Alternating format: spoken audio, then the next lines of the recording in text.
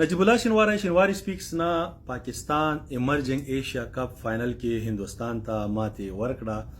د پاکستان د کرکټ مینوالو د ډیر مبارک شي.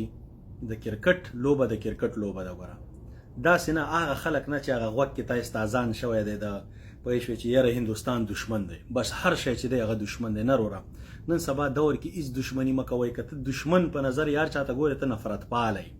نو هیله ده چې دشمنیان مشمنان نه، کرکټ دی. بریا ده.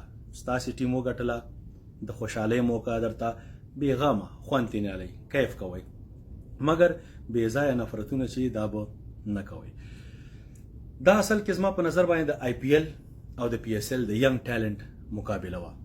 آی پی ایل کې هغوی سره اوپننګ دلته راغلی و، سای سودارشن ګجرات نه لوبیږي، ابیشک شرما یا شدول ورسره و، هنګریګار ورسره و، رانا ورسره و، دورل ورسره و، کیپر دغه نه لوبیږي راجستان رویلز نه.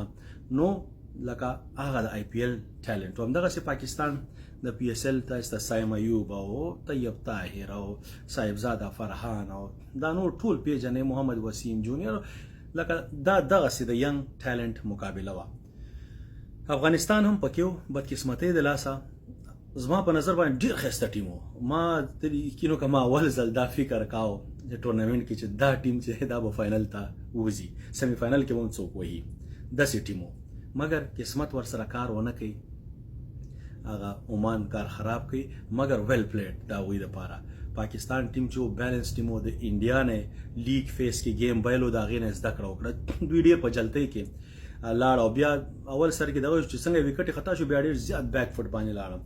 دې ځل ته په اول اوور کې راتلو سره سایم ایوب هماغه تیز هغه د دوی بالر چې هغه بومرا نمبر 2 هغه یې ورته دغه وواهه شپږیزه څلوریزه، انډیا په بیک فوټ لاړه او هغه ځای نه چې دوی سټارټ واخیسته. کله چې داسې سټارټ والي هر څوک چې بادرۍ سره لوبه کوي هغه به یې ګټي. 352 رنزې ډېرې رنزې، مګر انډین هیز دغه ورسره و، هغه د آی پی ایل ټیلنټ ورسره و، ښه ټیلنټ و. هغوی مقابله کوله. پاکستان بالینګ چې و بریلیانټ، ارشد اقبال دغه د سپینران یې ښه، دغه ورسره د محمد وسیم جونیور، شاهنواز دهاني په لیګ فیس کې. مطلب پاکستان سره بالینګ همیشه چې تاسو کتلی پی ایس ایل کې د دوی لوکل ټیلنټ چې یو سل 45 نه 45 نه زیات بالران ورسره دي. همداسې آی پی ایل کې دوی بار نه پیسې ورکوي او راولي. دغه یو کمزوري په آی پی ایل کې شته دی. دوی باید خپل انډین هغه ټیلنټ را پیدا کړي چې یو سل 50 نه پورته سپیډ ولي. باقي خدای دې وکړي چې افغانستان بورډ هم خپل ای پی ایل لانچ کړي چې زموږ ینګ ټیلنټ هم همداسې نور هم مخکې لاړ شي.